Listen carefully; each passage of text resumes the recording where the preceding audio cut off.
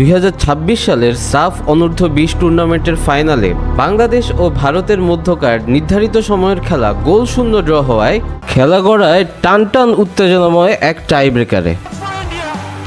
Penalty kick নিতে আসে ভারতের ঋষিকান্ত, কিন্তু মাহিন দারুণভাবে তালুবন্দি করলে শুরুতেই গোল মিস করে চাপে পড়ে ভারত। তারপর কিক নিতে আসে বাংলাদেশের মুর্শিদ আলী, তার দৃষ্টিনন্দন গোলে আরও চাপে পড়ে ভারত। ভারতের হয়ে এরপর গোল করে মোহাম্মদ আরবাস।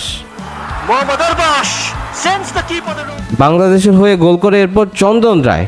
ভারতের পক্ষে দ্বিতীয় গোলটি করে স্যামসন, কিন্তু বাংলাদেশের হয়ে তৃতীয় গোল করে নিশ্চিত লিড ধরে রাখে গ্রুপ পর্বে ভারতের সাথে এবং ফাইনালে ভালো খেলা আব্দুল রিয়াদ ফাহিম।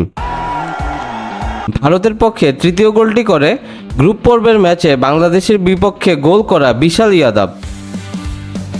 মোমেন্টাম ভাঙে মূলত ভারতের গোলকিপার সুরাজ ইনজুরির অজুহাতে শুয়ে পড়লে। ভারতের গোলকিপারের এহেন দশা সত্যি নাকি স্ট্র্যাটেজি সে তর্কে যাব না, কিন্তু মাঝে কিছুক্ষণ পেনাল্টি শুট আউটে বিরতি আসাতেই বোধহয় ক্রসবারে লাগে স্যামুয়েল রাকসামের শট।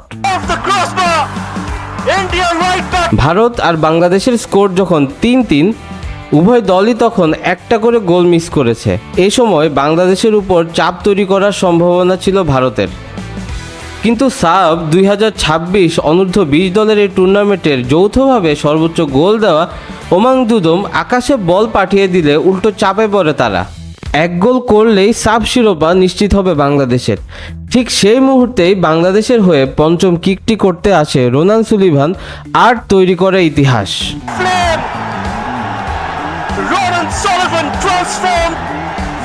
রোনানের পানেকা কিকে হাসি ফুটে কোটি কোটি বাংলাদেশি ফুটবল প্রেমীর, আর হতাশায় ডুবে যায় ভারত। সাফ অনূর্ধ্ব 20 এবারের আসরে চ্যাম্পিয়ন হয় বাংলাদেশ।